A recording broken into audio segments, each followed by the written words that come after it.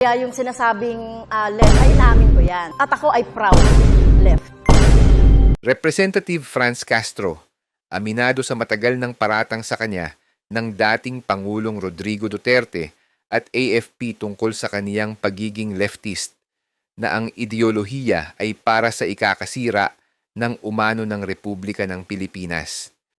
Ako, inaamin ko, mula nung estudyante ako, ay aktivista rin ako, katulad ni Congressman Teddy Casino. Kaya yung sinasabing left, ay inaamin ko yan. So parati na lang yan, na kung ikaw ay nagsasalita ng against sa posisyon ng gobyerno, ay tinuturing kang red o tinuturing kang kaliwa. At ako ay proud left.